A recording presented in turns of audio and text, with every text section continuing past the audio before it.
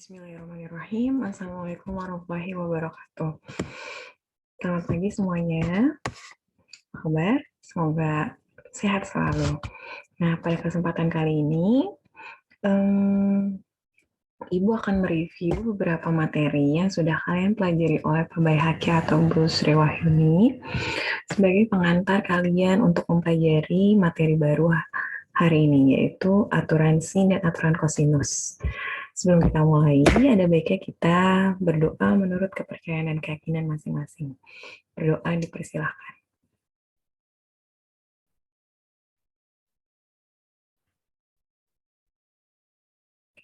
Doa selesai. Oke. Kita sebelumnya sudah mempelajari tentang sudut berelasi. Nah, untuk hari ini kita mempelajari tentang aturan sinus. Tapi untuk pada kesempatan kali ini, Ibu hanya menyampaikan pengantar untuk mempelajari aturan sinus. Selanjutnya, kalian ada lembar kegiatan yang akan kalian kerjakan berkelompok untuk memahami dan menemukan aturan sinus dan kosinus. Oke, langsung saja. Ibu share screen.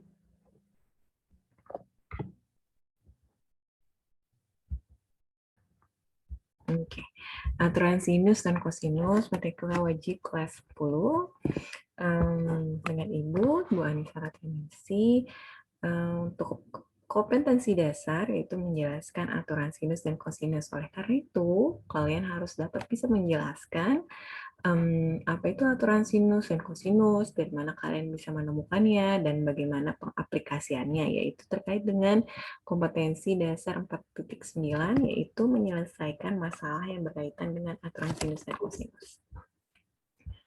Oke, perhatikan ilustrasi berikut ini. Amin berdiri sejauh 20 meter dari sebuah pohon dan memandang pucuk pohon cemara. Jadi, Amin ada di titik A, dengan sudut pandang sebesar 30 derajat. Sudutnya ada di sini ya, 30. Dengan sudut pandang sebesar 30 derajat, yaitu sudut elevasi. Bagaimana cara kita menentukan tinggi pohon cemara? Yaitu H.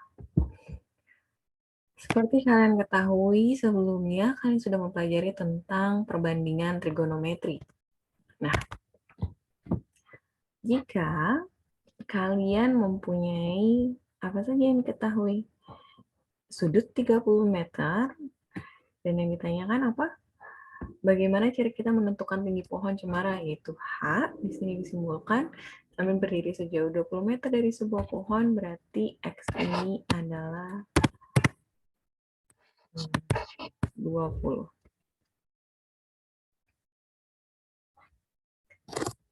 Lalu bagaimana menemukannya? Menemukan H. Nah, kita analisis dulu. Dari sudut ini, titik H merupakan sisi depannya. Dan untuk 20 meter merupakan sisi samping. Apa nih ada hubungannya? Sisi depan dan sisi samping. Apa nak? Sin demi, oke, kita lanjut. Sin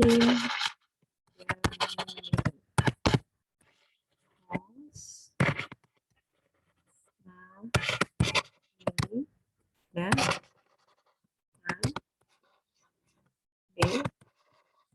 nah, kalian punya apa nih? Depan, samping. Dengan demikian kalian bisa menggunakan tan ya. Berapa? Tan 30 derajat per depannya kalian apa? Nah, tingginya dan sampingnya adalah 20. Oke. Dan 30 berapa, Nak? 3 akar 3 H per 20. Bagaimana kita cari H? Kalikan sila ya. Kali 20. Oh, seperti itu saja menyelesaikannya. Sepertiga akar 3 kali 20. Sekarang bisa tulis 20 per 3. 3. Apa satuannya? Meter. Seperti itu penyelesaiannya. Oke. Kemudian kita lanjut untuk review kedua. Oke. Nah, ini ya perbandingan trigonometri yang perlu kalian ingat adalah perbandingan trigonometri ini hanya dapat diaplikasikan pada segitiga siku-siku. Oke. Nah, jika kalian punya segitiga ABC seperti pada segitiga ini ada sisi miringnya 4 satuan dan sisi AC yaitu 2 satuan. Nah, tentukan perbandingan trigonometri. Kita tidak tahu nih sudutnya di sebelah mana. Namun jika ditanyakan sin A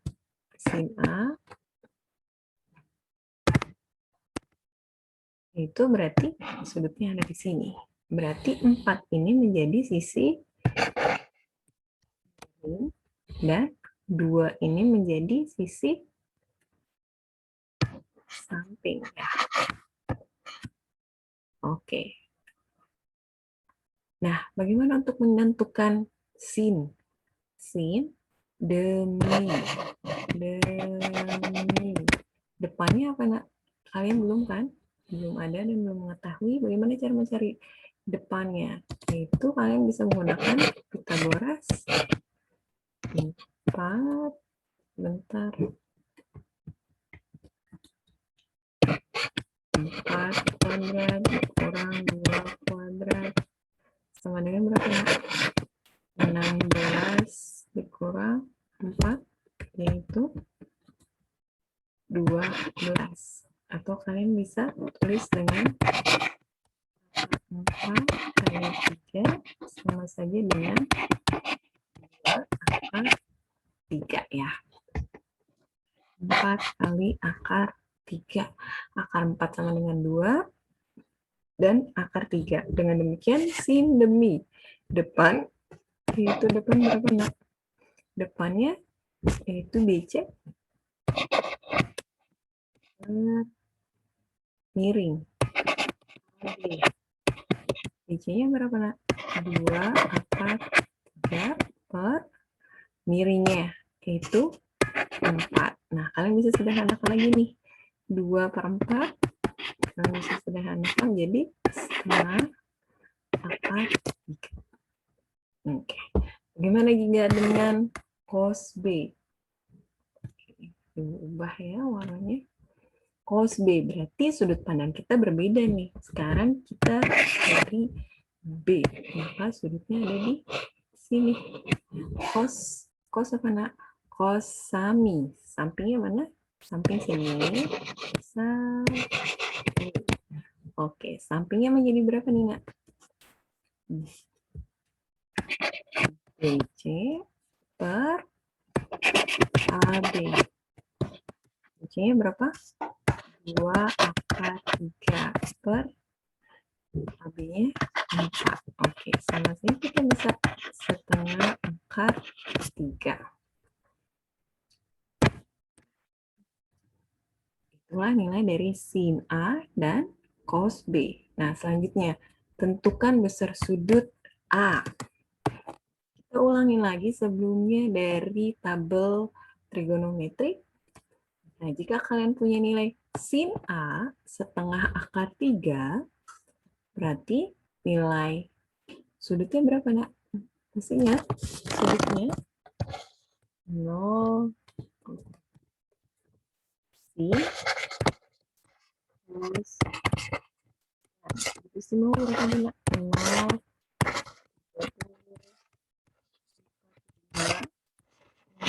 0 dan 90. Sin 0 adalah 0, sin 30 adalah setengah, 2,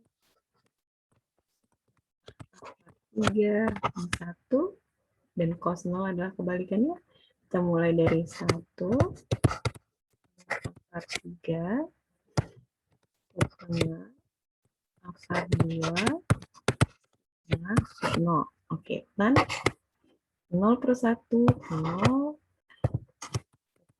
per 3 akar 3, 1, 3, dan definisi atau kalian bisa kali simbol tak terhingga. Dengan demikian kita lihat sin A 1/2 akar 3. Sin 1/2 akar 3 merupakan sudutnya berapa? 60 derajat. Oke, kita tandakan 60 derajat. Untuk sudut B, kita lihat dari nilai cos B. Cos B nilainya 1/2 akar 3 yaitu 30 derajat. Berarti hal ini bersesuaian 60 derajat, 30 derajat, dan sudut siku-siku 90 derajat, yaitu totalnya 180 derajat. Oke. Nah, sekarang tentukan panjang sisi. Nah, kita lihat panjang sisi yang tidak diketahui di sini. Panjang sisi tidak diketahui. Jika kalian punya sudut di sini, apa hubungannya, Nina? Di sini adalah depan, di sini adalah samping, di sini yang benar ini adalah samping? Tidak tentunya ya. Yang berhubungan dengan sudut siku-siku sisi hadapnya menjadi miring dan 4 ini menjadi dekat ya. Yang kalian perlu ketahui adalah hadapnya siku-siku merupakan sisi miring. Oke. Berarti kalian punya apa nih? Miring dan samping. Bukan dekat ya, nak. Oke, sami. Apa nak sami? Kosami. Nah, kalian bisa tulis nih. Cos 30 derajat. Karena cos 30 ya. Sampingnya 4. Miringnya X ya. Kalian tidak ketahui. Oke, kita kalikan. X cos 30 berapa nak? 3. Nah, di sini berapa? 4. Oke, kita bisa pindahkan ruas sama dengan berapa nak?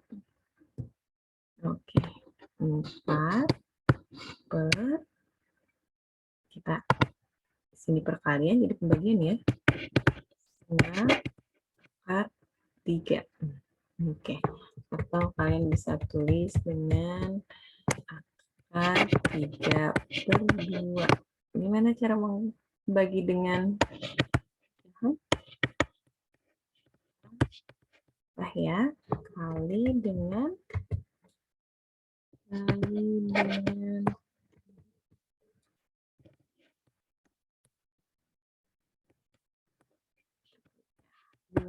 per akar 3. Atau sama dengan berapa? 4 kali 2 per akar 3. 8 per akar 3. Atau kalian sederhanakan lagi. 8 per akar 3 kali akar 3 kali akar 3 yaitu 8 per 3 akar 3. Contoh berikutnya 60 derajat di sini nak.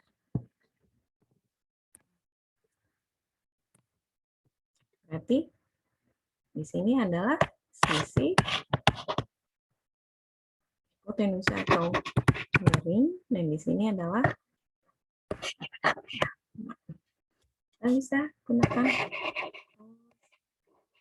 sekarang 60 sama dengan berapa? Miring di sini depan. Berarti demi depannya adalah 4, miringnya adalah I. Ini sama dengan cos 60. Cos 60 berapa? Ya. 4 dibagi 1, atau kita bisa tulis kali terbalik ya. 2 per 1. Itu sama dengan 2 ya. 4 kali 2 bagi 1. 8. Y adalah 8. Oke, bisa dipahami nggak? Nah, selanjutnya, jika segitiga tidak siku-siku, kita tidak dapat lagi menggunakan perbandingan atau rasio trigonometri sederhana, yaitu sin demi, kosami, dan tan desa. Dan harus menggunakan aturan kosinus dan sinus yang akan kalian pelajari. Oke, bagaimana contohnya? Misal, diketahui nih, ada sisi yang berhadapan, yaitu 8 dan 70 derajat, sisi dengan sudut dan 6 dengan sudutnya tidak diketahui. Ada 2 pasang sisi dan sudut, namun ada salah satu yang tidak diketahui. Jadi kita bisa bilang sepasang sudut sisi yang berhadapan dan satu sisi sudut yang berhadapan dengan sisi yang diketahui sebelumnya. Seperti ini. Jika kalian menemukan ini, aturan apa yang digunakan? Sinus atau kosinus? Untuk yang kedua, nah ini bukan segitiga siku-siku ya. Jika kalian punya 2 sisi dan sudut interior, sudut yang diapit 2 sisi tersebut, bagaimana mencari sisi yang ada di hadapan sudut tersebut? 2 sisi dan 1 sudut interior. Oke. Problem yang ketiga, kalian punya 3 sisi yang diketahui dan yang diminta adalah salah satu sudutnya. Kalian bisa menggunakan aturan kosinus atau sinus. Nah, untuk yang keempat, jika kalian punya 2 sisi, nah, ada satu sudut eksterior atau sudut yang tidak diapit oleh 2 sisinya. Kalau untuk yang case kedua, ada 2 sisi dan 1 sudut di tengahnya ya. Kalau ini ada 2 sisi, tapi sudutnya tidak di tengahnya. Yang ditanyakan adalah sisi yang tidak diketahui. Jadi berbeda ya dengan case yang kedua dan keempat. Nah, jika kalian menemukan soal seperti ini atau permasalahan seperti ini, kalian tidak bisa lagi menggunakan segitiga siku-siku ya untuk perbandingan trigonometri yang sederhana karena ini merupakan bukan sudut siku-siku. Dengan demikian kalian bisa mempelajari aturan sinus dan kosinus. Nah, selanjutnya silahkan dibagi menjadi 6 kelompok. Ibu minta bantuan dengan ketua kelompok untuk membagi kelompok. Kelompok 1, kelompok 2, dan kelompok 3 mengeksplorasi, observasi bagaimana cara menemukan aturan sinus pada segitiga lancip, dan yang untuk 4, 5, 6 pada segitiga tumpul. Nah, Ibu akan beri bantuan. Di sini kalian bisa mengeksplorasi bagaimana menemukan aturan sinus dengan bantuan garis tinggi. Misalnya untuk gambar yang pertama, ada segitiga lancip. Nah, H1 ini merupakan garis tinggi yang ditarik dari sudut B. Untuk gambar yang kedua, H2 ini merupakan garis tinggi yang ditarik dari sudut A ke sisi BC. Pastinya kalau garis tinggi merupakan tegak lurus ya, atau bisa Ibu simbolkan dengan 90 derajat siku-siku di sini. Dan untuk terakhir merupakan garis tinggi yang ditarik dari sudut C. Oke. Untuk petunjuk kelompok 4, 5, 6 pada segitiga tumpul. Nah, untuk H1 merupakan garis tinggi yang ditarik dari sudut B. H1 ya. Nah, untuk gambar yang kedua, garis tinggi yang ditarik dari sudut A. Nah, ini kita tidak ada di dalam segitiganya. Garis tinggi merupakan garis yang tegak lurus. Tegak lurus pasti seperti H2 ini. Oleh karena itu, kita butuh bantuan garis perpanjangan dari garis BC atau sisi A. Dengan demikian, H2 kalian bisa mencari dari fokus dari segitiga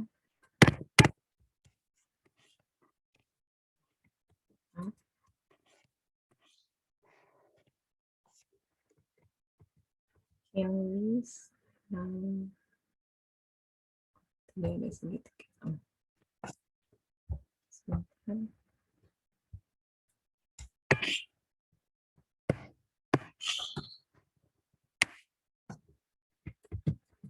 Segitiga atas sekarang ada 2. Kalian bisa fokus pada segitiga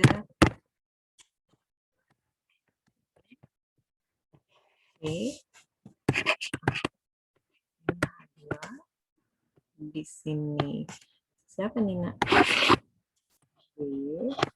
Dan di sini ada A.